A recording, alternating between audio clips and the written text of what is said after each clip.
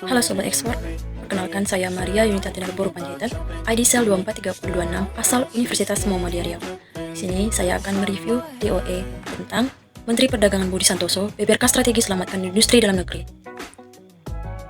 Baiklah, di sini saya akan memberikan pendapat mengenai strategi selamatkan industri dalam negeri. Nah, sebelumnya kita harus mengetahui strategi industri dalam negeri. Strategi industri dalam negeri ini merupakan serangkaian tindakan yang direncanakan bertujuan untuk mengembangkan dan memperkuat sektor-sektor industri di suatu negara. Tujuan utamanya adalah untuk meningkatkan daya saing industri, kemudian menciptakan lapangan pekerjaan, meningkatkan pertumbuhan ekonomi, dan mengurangi ketergantungan pada produk impor. Nah, selain itu, kita juga harus mengetahui tantangan apa saja di dalam strategi industri dalam negeri ini. Di dalam industri dalam negeri ini terdapat beberapa tantangan umum, yaitu adanya persaingan global. Produk impor yang lebih murah dan beragam seringkali menggerus pasar domestik atau pasar lokal. Kedua, perubahan teknologi. Industri yang tidak mampu beradaptasi dengan teknologi baru bisa tertinggal. Ketiga, keterbatasan akses modal. Akses yang terbatas pada pendanaan dapat menghambat ekspansi dan inovasi suatu produk. Yang keempat, kualitas tenaga kerja. Keterampilan yang tidak sesuai dengan kebutuhan industri bisa menjadi kendala. Yang kelima, biaya produksi. Biaya produksi yang tinggi, termasuk biaya energi dan upah, dapat mengurangi daya saing. Nah, selain dari tantangan tersebut, ada strategi yang dapat kita terapkan untuk menyelamatkan industri dalam negeri. 1. Dengan meningkatkan daya saing produk, misalnya dengan peningkatan kualitas, fokus pada peningkatan kualitas produk, agar lebih dapat kompetitif atau bersaing di pasar global. Yang kedua, dengan melakukan inovasi. Dorong inovasi produk dan proses produksi untuk menciptakan nilai tambah lebih atau nilai jual yang lebih. Ketiga, standarisasi. Menerapkan standar kualitas yang tinggi untuk memenuhi persyaratan pasar internasional. 4.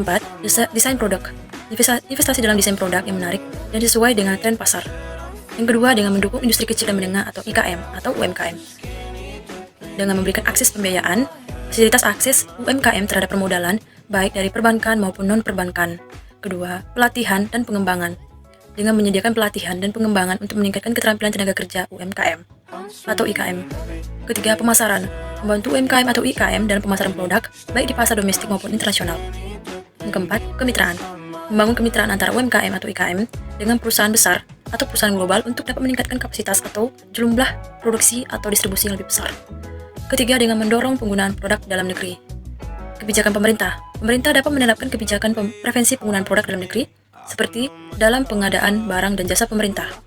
Kampanye nasional. Dengan meluncurkan kampanye nasional untuk membangkitkan kesadaran masyarakat akan betapa pentingnya membeli produk-produk dalam negeri. 3. Standar produk. Dengan menetapkan standar produk yang jelas dan mudah agar dapat dipahami oleh konsumen. Keempat, ada pengembangan infrastruktur. Infrastruktur dengan membangun dan memperbaiki infrastruktur fisik seperti jalan, pelabuhan, dan bandara untuk mendukung logistik dan distribusi produk-produk ekspor maupun impor. Kedua, infrastruktur digital. Mengembangkan infrastruktur digital untuk mendukung e-commerce dan kegiatan bisnis-bisnis online lainnya. Yang kelima, adanya peningkatan kualitas tenaga kerja. Dilihat dari pendidikan vokasi, dengan meningkatkan kualitas pendidikan agar menghasilkan lulusan yang siap kerja. Kedua, pelatihan kerja atau training. Menyediakan training yang sesuai dengan kebutuhan industri. Kemudian ada kerjasama industri dan akademisi. Membangun kerjasama antara industri dan akademisi untuk meningkatkan relevansi pendidikan dengan kebutuhan dunia kerja. Keenam, perlindungan industri. Perlindungan industri ini dengan memberikan tarif impor. Menetapkan tarif impor yang kompetitif atau bersaing untuk dapat melindungi industri dalam negeri dari persaingan produk impor. Kedua, standar impor. Menetapkan standar impor yang ketat untuk mencegah masuknya produk-produk asing yang tidak memenuhi syarat. Ketiga, anti-dumping. Anti-dumping ini untuk melindungi industri-industri dalam negeri dalam praktik-praktik dumping atau penjualan produk dengan harga jauh di bawah harga produksi. Nah, kesimpulan dari pendapat yang saya berikan tersebut adalah betapa pentingnya melakukan kolaborasi atau penggabungan untuk mencapai keberhasilan dalam menyelamatkan industri dalam negeri, sehingga diperlukannya kolaborasi yang kuat antara pemerintah, pelaku industri, akademisi, maupun masyarakat atau kita sendiri. Setiap pihak yang memiliki peran penting dalam mendorong pertumbuhan dan pengembangan industri nasional.